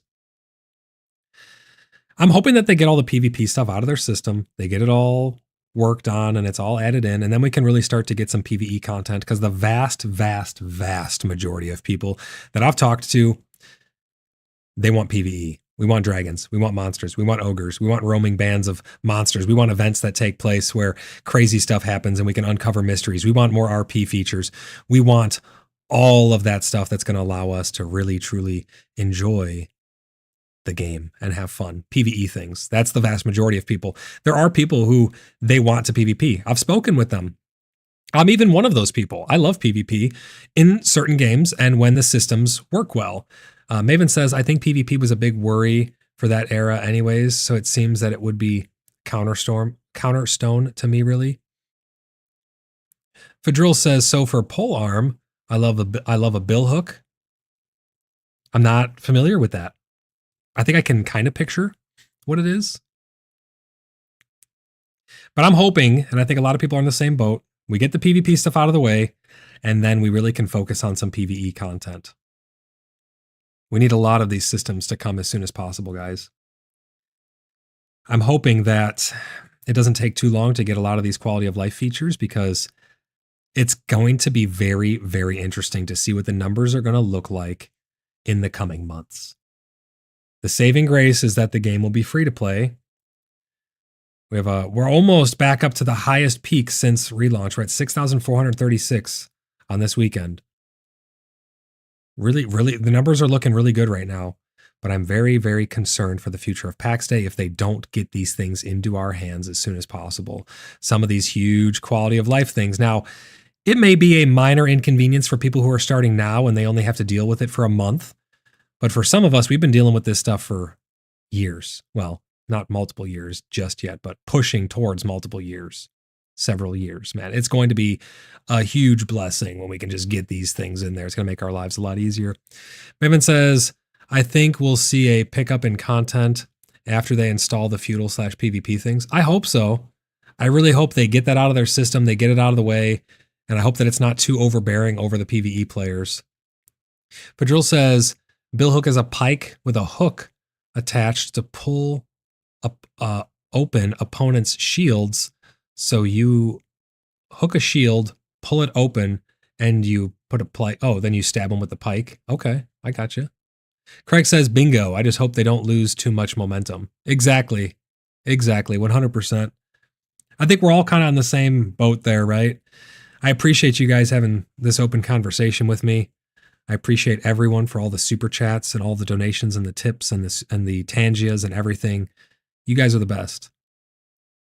I'm going to be doing a Halloween spooky stream. I don't know when. It may be after Halloween. It may be before Halloween. It may be on Halloween. I don't know. We're having a going away party on Halloween, so probably not on Halloween, but I'm going to be playing various spooky games. I really want to do some more Graveheart's Fables. They didn't really get too many views. If you guys are into spooky stories, go in and show me that you guys like that content by leaving comments and likes and all that stuff and giving it views onto Graveheart's Fables. Those are really cool stories that I made, but they take a while to make. And if there's not that much interest in them, I'll keep reprioritizing my direction here. You guys really, really like these podcasts, though. The podcasts always do the best. So I'm going to keep leaning into the podcast and keeping you guys up to date with the news. We will be doing more gameplay. The problem is with gameplay of PAX Day, you've seen it all before. It's all the exact same content. So it's not all that exciting for everybody, but I am going to be doing a lot more streams of content coming up. We have part 1 and 2. If you guys have not seen part 1 and 2 yet, go and check it out. We're going to have part 3 coming up really soon, where I'm going to be working on the city and doing a lot of behind the scenes things. Fadril says, on your way to your move, Void, can you swing up to Michigan and meet up for lunch? It's kind of out of the way, but I'll see, actually. So if you're serious, send me a message. Send me a message on Discord, man. We'll see. If it's not too far out of the way, because it's going to be like an 8 or 9 hour drive for us as is. And I'm going to be towing the trailer, so it's going to be using a ton of gas. But we'll see, man. Send me a message. That'd be fun. We'll get some brisket. That'd be awesome. Any final thoughts, questions, comments, concerns? Let me know, guys. Let me know in the comments. Partake in our giveaway. If you guys are new to PAX Day and you're trying to get a copy of PAX Day, send me a message, join the Discord, leave a comment, enter all the giveaways. Ange says, we are going to Michigan for lunch? Maybe. Potentially. Who knows? Limpy says, if you're swinging up to Michigan, can you swing to Ontario for lunch? Okay. All right. Now we're turning into like road trip status. Guys, as we get to the end here, I just want to remind you guys, you're always welcome to come and join the Fellowship of the Free Cities. It's a out of character RP initiative of like-minded and friendly communities. You guys are always welcome to come and join the Cheeky Buggers United Community Discord server. You're always welcome to come put an application in on our website. You can join our Discord with !Discord. You can get to our website, www.cheekybugger.net. The website's going to be overhauled in the next 6 months or to a year. I'm going to be working on it over this next several months. But while I'm moving, the website will be offline, so don't freak out. Let people know. Spread the word that the website will be down for a couple days while I get moved. Jimmy says the best brisket is in Texas. Hint. There you go. There's the link to the Discord. We'll get a link to the website, ! Website, guys. Get your applications in early. If you wanted to join the fellowship and become a friendly, out-of-character community with us and not directly join us, but join the fellowship, let us know. Get those things in early because we get backed up. There's a lot of people looking at PAX Day right now. It's all eyes on PAX Day. These next several months, these next 6 months to a year are going to be so crucial to the game. If you're looking for a great community and a great clan, though, to join the Order of the Blood Brothers, one of the biggest and longest running clans. We made it into official lore. Mainframe have acknowledged us in official lore. And We have a lot to offer, a lot of fun stuff. We vet and verify each and every single person. I think you'd be very hard pressed to find a more good faith community out there. I take care of all the problems people may have. If anyone ever has an issue with anything in the community or anything like that, you guys are always welcome to come send me a message. I'll take care of that stuff for you. I'll look into it and make sure that the appropriate actions are taken. But we vet and verify. We basically dig into people's Steams and their Discords to make sure that they're acting in good faith when they're joining this space. And we tell them everything that we have to offer, everything that we expect and that we're about, because we are chaotic good. There's a lot going on over at the Order of the Blood Brothers, and we have had 30, 40, I don't even know how many people have just signed up to join. We still have a lot of pending applications as well. Probably like 60 new people have come through the space. It's crazy, the boom that we've had. We're at I think we're over 330 registered members now. The community has grown exponentially as well. But I always tell people, we are a community first and foremost. We play all kinds of games together. It's not just about PAX Day. We play Star Citizen, Ashes of Creation, Minecraft. We have our own Minecraft mod pack and server, our own in-house Hallowed Ground mod pack. A lot of really cool stuff. So if that sounds good to you, come on over, hang out with us. I'd love to hear from you guys and chat and play all kinds of fun games. But that's going to do it for me, guys. If you're not yet subscribed, please consider clicking that subscribe button down below.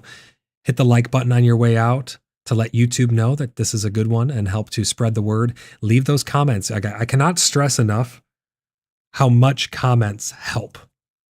It's really interesting. I've watched the analytics, and it'll start as the video starts becoming older and older. It'll start to taper down how much it's being suggested to viewers. And then as soon as someone leaves a comment, it'll spike it again. So go and leave those comments, guys, on all my old stuff, all my new stuff. It really, really helps a lot. And I greatly appreciate that. But that's going to do it for me. I'm going to go get some food in my belly, and then I'll be hanging out with you guys over on Discord. I have a lot of packing to do, a lot of organizing to do. I got to get everything stuffed into our trailer and everything like that. So I'm going to be very busy over these next couple of weeks. So please bear with me. But I'm going to bring you guys along with that journey over on Discord. But until I see you guys in the next one, bye for now.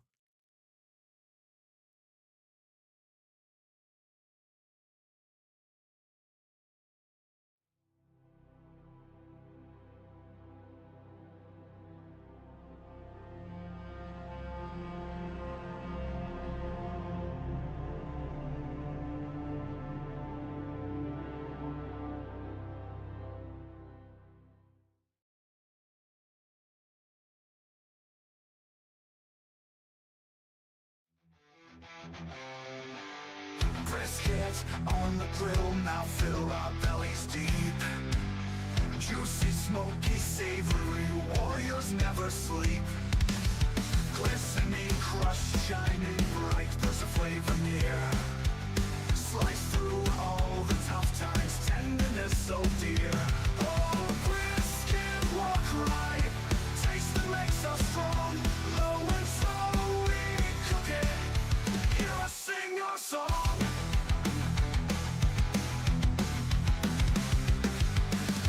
Smoky scents are rising, spices dance in air. Caramel crust inviting, brisket brings us there. Oh, brisket, walk right, taste that makes us strong. Low and slow we cook it, hear us sing our song. Our song.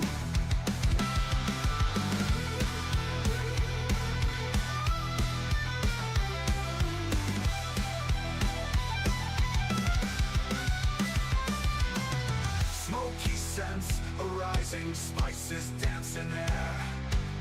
Caramel crust inviting, brisket brings us there. Oh, brisket, walk right, flavor in each bite. Symphony of seasons, makes our songs ignite. Of song.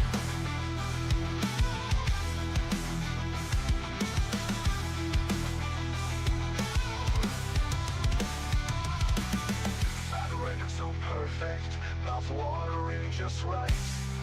Chew that's so tender, brisket fuels our fight.